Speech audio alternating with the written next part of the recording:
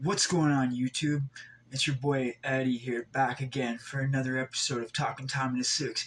Today we're going to be talking about YMW Melly and the 2100 days that he served in the county jail, and why that is, and how it relates to my time and my life and all the time that I've done. So let's not waste your time and let's jump right into this. Okay, so here we go. YNW Melly, State of Florida vs. Jamal Demons, is an outgoing American criminal case in Florida's 17th Judicial Circuit, in which rapper James Demons, commonly known by his stage name YNW Melly, was accused of murdering his two friends, Anthony DeAndre Williams, YNW Sackchaser, and Christopher Jermaine Thomas Jr., YNW Juvie, in October 2018. If convicted, he faces either life in prison without the possibility of parole or the death penalty. If Demon is convicted, he will be one of the first defendants to be sentenced under Governor Ron DeSantis' new non-unanimous death sentence law, in which the jury will only need to have at least 8 out of 12 jurors agree to recommend the death penalty rather than it being unanimous. Okay? So, basically, YNW Melly has been in jail, in the county jail, for 2100 days. That's over 6 years now. So, basically, why I'm talking about this is that's a long time to be in the county. And I know people from New York that are familiar with Rickers Island know that Rickers Island holds inmates and stuff like that for long periods of time, longer than the norm. The normal is a year in the U.S., and the normal thing is 2 years plus a day here in Canada, in Ontario. Now, the thing is, when you're sentenced to 2 years plus a day, you go to the penitentiary. Okay? Millhaven, Joyceville, Collins Bay, you name it, you go to the penitentiary. Okay, now, if you're sentenced to 2 years less a day, you do your time in, say, one of the super jails or whatever, wherever you're located at, you'll do one closest jail near your jurisdiction. For example, Maplehurst, Lindsay, Penetang, the South, stuff like that. So Toronto South took over for the Don Jail, which I spent quite a few nights at. Now, I want to just get into the fact that the reason I'm speaking on this is because here in Canada, in Toronto, during the time when I was growing up, when you would do time, it was called dead time. And I've spoke on this a lot on my channel. Now, what it is dead time is when you're not sentenced and you're doing pretrial custody. Now, it's before you're sentenced, so a lot of guys would sit there and find out how much time the Crown's asking for, and say they're asking for 40 months. They would sit for 20 months and then go plead guilty and get time served and walk from the box. If they wanted, say, 80 months, they would wait for 40 months, and whatever it is, 60 months, they would do 30. So that's how it would go back then, before Ron Harper came into government and changed over all the 2-for-1 and went tough on crime and made it just 1-for-1 unless you're sentenced, which makes, when you're sentenced, you do 2/3 of your time here in Ontario. So the thing is, the reason why YMW Melly, the reason why his relates to me so much, YNW Melly's case, because 2100 days is a long time to spend in the county, right? That's some serious hard time. Now, that's how I've done my time, and it's a lot harder time. I don't know, some people say that the penitentiary is harder. Some people say that if you're in like a gang unit in a county, that's harder. Okay, so if you commit a felony in the U.S., is a felony or a misdemeanor. Okay, here in Ontario and Canada, a felony is considered an indictable offense. A misdemeanor is an unindictable offense. So they have different names for this stuff here, and I'm just want you to get familiar.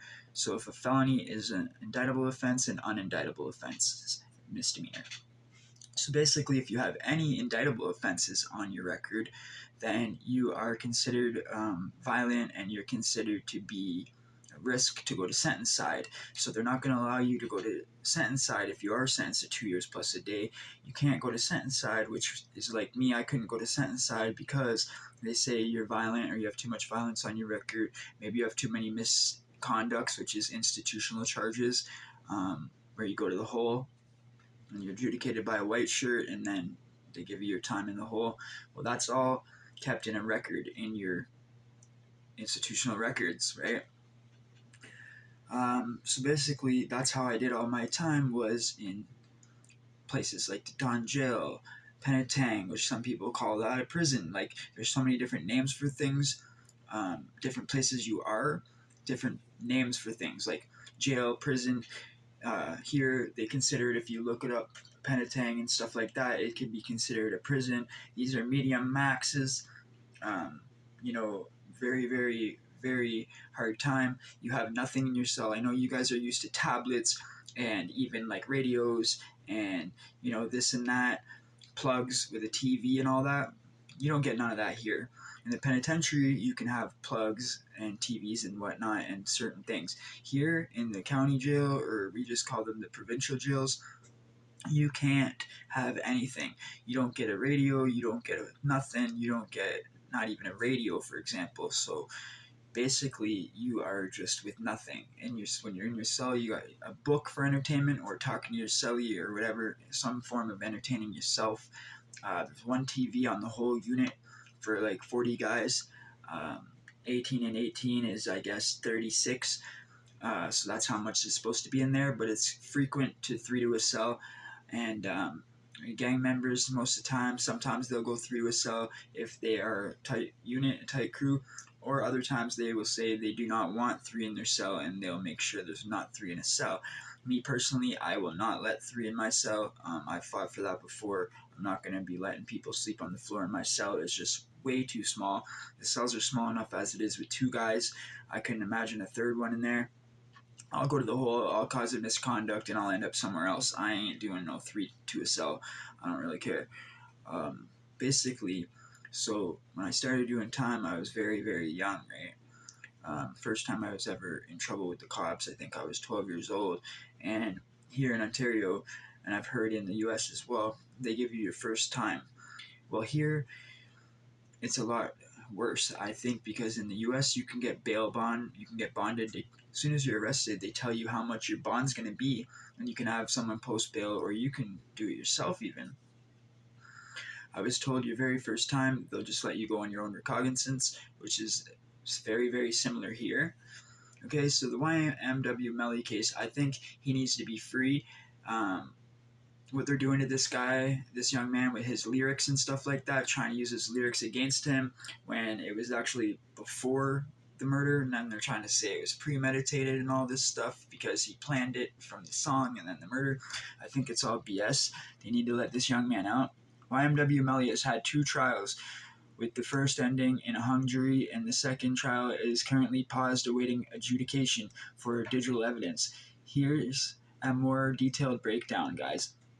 First trial ended in a hung jury. Second trial is currently paused and waiting adjudication for the inclusive of digital evidence. Trial timeline. The second trial was initially set for March 7, 2022, but it was delayed and reset for May 23rd, 2022. Current status as of July 2024, the trial has been pushed back until September 2025. Okay, so that's pretty crazy. That's a long time to be waiting for a trial, but you know what? I have seen this quite often when guys would do a murder charge, for example, and they're sitting there on a gun in a murder or cracking a gun. They would want to sit there as long as they can. Now they're making it like as if this is the Crown that's taking all the time and not them and not Melly and his lawyer. So basically they're saying, like, this young man, you have a right to a speedy trial here in Ontario and Canada and stuff. In the US, I hope it's the same thing. You should have a right to a speedy trial. If they can't get that evidence and this and that together and they can't get their shit together, then he should be getting a bond, for minimum a bond, if not time served. And that's what I truly believe. That's my personal opinion. Okay, where is YNW Melly at right now? YNW Melly Criminal status: incarcerated since February 13, 2019. Criminal charge: premeditated first-degree murder ×2. And they're trying to give him the death penalty too. That's what I don't agree with. I don't agree with the death penalty. I'm strongly against the death penalty. When guys are on death row, some people will sit there for like 10 years on death row. Some guys, if they're looking at life and they've been a lifer and they've been in there for like 15, 20 years, I heard lifers, well, I've been told by lifers that they would rather go up to the death row unit and get better food, get treated better, a bunch of different benefits being up there than the regular unit, right? So basically, let's go to imprisoned at Broward County Jail, Fort Lauderdale, Florida, U.S. Okay, this is a Florida boy right here, I guess. Does YNW Melly strike, or does YNW Melly still make music? Despite facing legal troubles, YNW Melly continues to make music, leaving fans and critics curious about how he manages to do so. Guys don't stop just because they're in there. Their life doesn't stop. They're still who they are, you know what I mean? It's a lot harder in this and that, but there's still phones. You can do it on the jail phone or whatever. There's a guy, shout out Free Wicked. Free Wicked has been making music since he was a teenager, and he's worked with all kinds of people. He's worked with Master P, he's worked with, Busy Bone, the Bone Thugs and Harmony group from way back in the day. He's worked with all kinds of people from LA, from the music, and all kinds of people that are famous and stuff like that. I just shouted out a few names, and you can go check out my interview with him if you want to know more. Check out his magazine. I was featured in there a few years ago in a November issue. Go check it out. His channel's Free Wicked, and yeah, Free Wicked. Go check it out, Isaac. Okay, his channel's Free Wicked. Go look him up on Instagram, Free Wicked, and also he has the magazine called. I'll link the stuff in the description down below. Alright, let's get back to this. So, with a growing fan base and a unique musical style, YNW Melly's ability to continue producing music raises questions about the impact of his legal situation on his career. I don't agree with what they're doing trying to use his lyrics against him, but anyway, if you don't know me, I'm Eddie.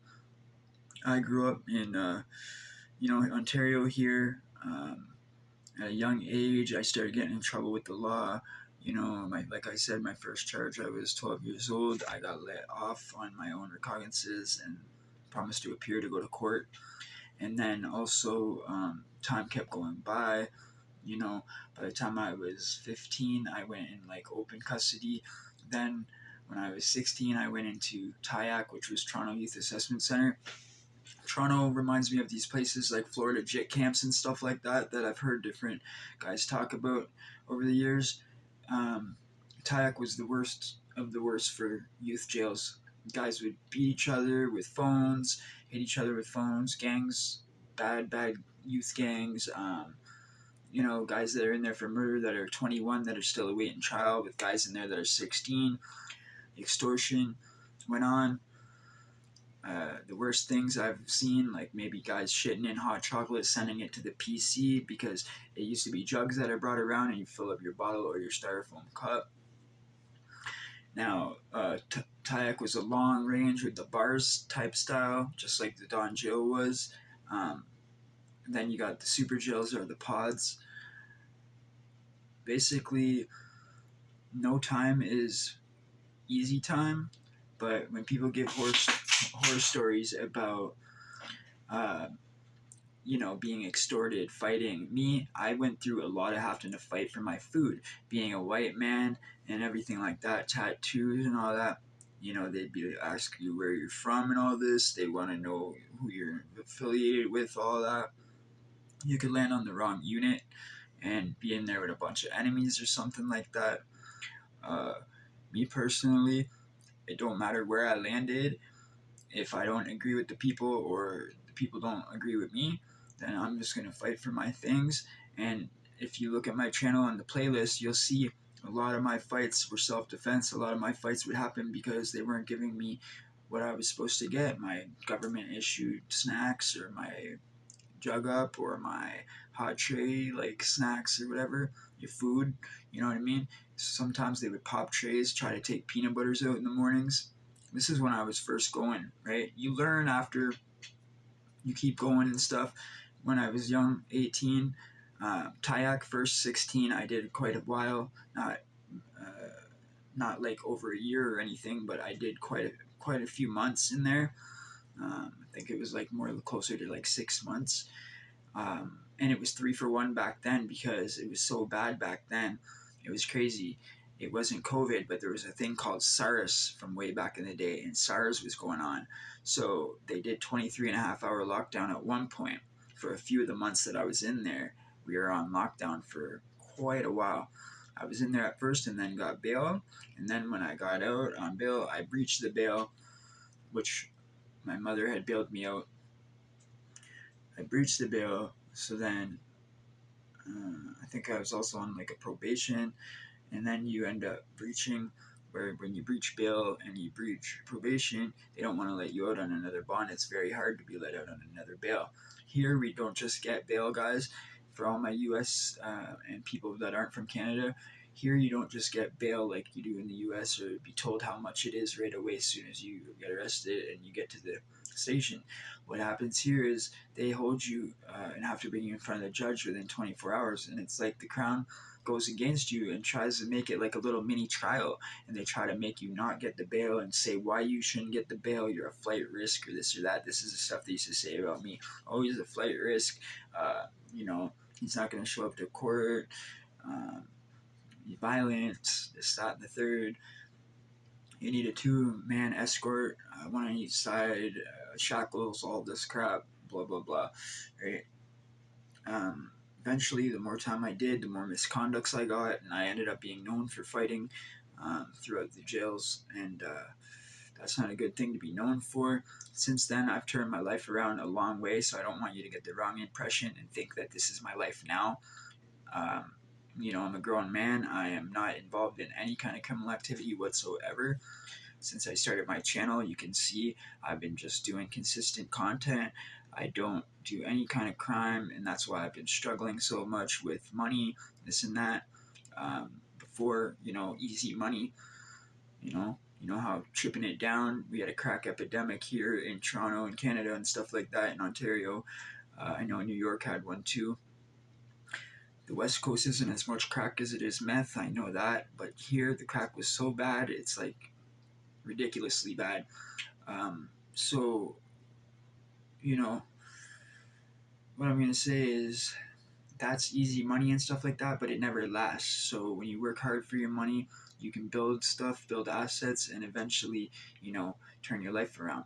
I quit smoking cigarettes. I don't even drink. You know what I'm saying? I'm like straight as an arrow, pretty much a dork. Hang out on my own 90% of the time just with my girlfriend.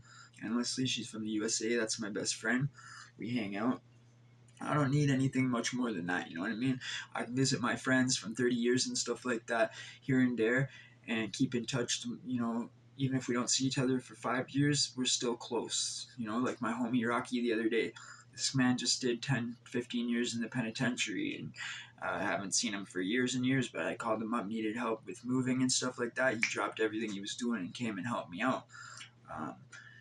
I want to get an interview with Rocky eventually on the channel for all the time he's done and everything like that. But yeah, here, I want you guys to know that like the paddy wagon system is totally different. Everything's different here. It doesn't work the way it does in the U.S. And the guys that are from here know that it's treacherous. And the time you do. So basically, I did the time in Tayak, and then when I was an adult, 18, I started seeing how the adult system worked, right? I think Maplehurst was when I say I think, it's just me telling the story. I don't actually mean I think. Maplehurst is the first adult jail I ever went to, and they call it the Hearst. Maplehurst was really, really bad. It's known for fights. It's known for gangs. The COs are brutal too. They'll lock you down for even the littlest thing. They even smell weed. They'll lock you down. Where other jails I've been in, it can reek like weed all day. They don't care. They won't lock you down for that. And basically, in Lindsay, they just turn the fans on and freeze you out. But in the Hearst, they just lock you down like crazy. and then guys will get pissed off, you know what I mean? They'll be like, who caused the smell? And then that'll cause fights or someone to jump someone. Me personally, I've gone through a lot, and I have a lot of stories on the channel that you can go check out on my playlist on the fighting and whatnot. I just wanted to explain to you that my time relates a lot to this YNW Melly for doing all this time, 2,100 days in the county jail in Florida there, Broward County. The reason it relates so much to me and I feel for him is because that's how I did my time, and it's a hard time, man. And the thing is, when you don't have nothing, like I'm sure there's tablets and this and that in the US now, but here we didn't have tablets, we didn't have nothing like that. And it was just seriously a hard time. It's can't really explain it. When you have nothing to do, imagine you have nothing to do, right? Just think about it. Go like take everything out of your bedroom. Imagine there's nothing in your bedroom and you're just sitting there and you have to entertain yourself or come out with your own forms of entertainment. So on the unit, we would play things like Ludi, which is a dice game. It's like almost like a dice game from Jamaica. They used to play it on a big wooden board in Jamaica. They call it the yardies. They call it yard, which is a lot of Jamaicans here in Ontario and Toronto. Okay, and so we would play Ludi, and Ludi's really fun. You roll dice, and you have to get six. Six, you go again. The whole point is to shoot the other guys and take their people hostage, and then they have to buy their character back. It's almost like Sorry, but like a gang Sorry. You put the big white sheet on the table and you draw the board. I know how to draw the board. You eventually, learn a lot, and we would gamble. Morning juice. We gamble for canteen. Gamble for whatever fruit, whatever you want to gamble for. I was on that thing probably from morning to night. A lot of days in the Hearst. In the Hearst, that Moody probably killed my time for a lot. I would play Bid Whiz as well, which is a 4-man player game where you're partners with somebody and you have to say your bid, and then you bid your hand, and when you're done bidding your hand, your partner will bid his hand. It goes around clockwise or whatever in a circle. So if I bid 5 tricks and your partner bids 3 tricks, you're 8. The other people will probably go 5. There's 13 tricks in total. Long story short, we would slap the cards down and we would play that for hours and hours and hours a day. There'd be poker. I would play poker also. I suggest not to gamble. If you go to jail, don't gamble unless you have the canteen in your cell and you're willing to lose it. A lot of guys ruin their name over gambling, and it's not worth it, man. Don't ruin your name and your whole family name and your whole life reputation on being a goof or being a piece of shit. Your name's no good. They'll consider you NG. That's what we do here. Consider it NG, which is no good. And then they basically consider you like a goof. You know what I mean? That's a real bad word here. If someone calls you a goof here, you better knock them out, or you're going to look like a little bitch. You're going to look like a pussy. Basically, guy gives you the wrong look here, you got to fight. It's just like that here. I'm not trying to be a tough guy in any way, but just fights break out here over the littlest thing. Gangs will put the thing and hang it down. I would put a sock on the phone, use the sock over it because it's like so many people are using the same payphone. It's disgusting. People's dirty breath. They don't brush their teeth or whatnot. Guys will knock people out if they don't brush their teeth. I've seen dudes knock out new fish, sullies and whatnot. Knock them out, get them out of their cell for not having good hygiene. Hygiene is number one. You might think, oh, this is jail, dirty, this or that. Guys in jail are dirty. No, it's the opposite. 100% clean. You want to be clean, clean, clean. And it's just, it sounds weird, but cleanliness is a must when you're in small spaces like that. And there's nothing you can do besides clean at some points during your bid. And you go into a cell that there's been some other dude in, you want to wash that thing from top to bottom. Underneath the mattress, I would go into cells and I would just totally get disinfectant and wipe down the whole cell, walls, ceilings, everything. You might think I'm crazy, but the more time you do, the more institutionalized you would get and the more cleaner you would want your cell. Okay? That's just how it is. guys, I don't want to waste all your whole entire day, but I just want to let you know that like this is how YNW Melly's case relates to me doing time in the provincial jails or the county. Like in the US they call it county, here in Canada we call it provincial. There's going to be a lot more stories coming, personal stories of mine about time that I've done, and certain fights that I've done. I'm going to retell the stories now that it's 2025. I started the channel in 2021, I think. Yeah, I think so. It's been a while now. And now that we're moved and everything's great, we're going to be getting the channel. First, we're going to be applying for all my ID. I just applied for my ID, my birth certificate, so I'm just waiting for that to come in the mail. When it comes in the mail, I'll show you guys. It's going to be so cool. Once I get that, I can go and get my license back, or the purple card, until I can pay the license stuff, get the purple card, and then I'll be able to monetize the channel. The purple card is just a photo ID card here in Ontario. Okay, so basically, I miss you guys. I miss my subscribers. For y'all that are new here, this is a true crime channel. I speak on all kinds of things, true crime, my own life story, which is a lot of true crime in my own life story. I've gone through the mix. I've been through hell and back. I've turned my life around though, and for a long time, since 2010, I've been out of trouble. I don't get in trouble or anything like that. It was mostly when I was younger, a teenager, and stupid in my early 20s, stuff like that. But once I wanted to become mature, and you grow up and you realize that your friends on the streets or the gang shit, all that ain't really worth it. You know what I mean? You get out after years and years, and nobody gives you praises or whatever, right? You didn't rat. You go through your whole bid solid, and you fight like crazy your whole bid to get your things, and stay in general pop. You get out, and it's just like, what? It's like it never happened. But hey, I do it all again to keep my name good and learn all the things that I learned in there. It's a life experience, and basically what it is it made me the person I am today. I want to be the man I am today, and have all the respect for little things like picking out your own food, eating your own food, having a roof over your head, being with a female, having your woman with you, stuff like that. When you're in there, you look at the nurse or the female COs, guys start going crazy after a while, thinking that these ugly nurses and ugly COs are starting to look like supermodels. Plays tricks on you after a while. Being locked up, you get institutionalized. Institutionalized convicts, alright? My old Instagram was institutionalized convict 1000, but now it's Talking Time in the 6.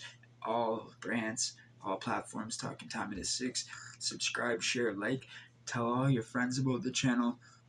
We're going to be doing podcasts. I haven't started my podcast yet, but the very first podcast is going to be coming up very soon. I'm going to come up with a name for it and design the new podcast. I've been waiting to do that till I got to the new place. So I hope you enjoyed this video. I got tons of more information to let you know.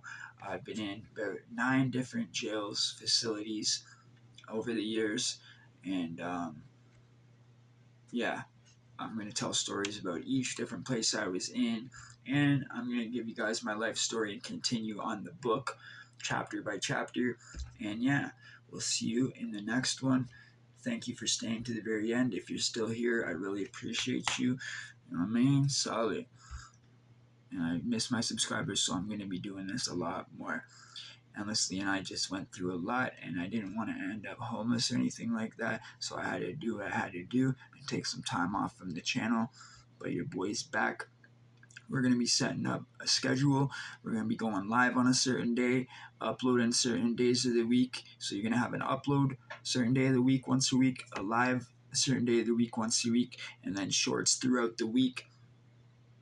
Alright, and then music. Of course, I got a song I'm working on, and it's called I'm a Survivor, okay, or just Survivor. I'm not sure yet, but it's lit, and I'm so excited to show you guys this new song, and I'm going to be recording it soon. I actually want maybe another dude to jump on with me, or somebody, another artist, and yeah. I'm going to sing the chorus and rap the first verse. Maybe someone can rap the second verse. I'll see. But it's all in the works. and just stay tuned and comment in the community. Let me know what you want to see. Let me know what you want to know. Let's do this. We'll see you in the next. Smash that like, share, comment in between. You know what it is. Read in between the lines. E and E.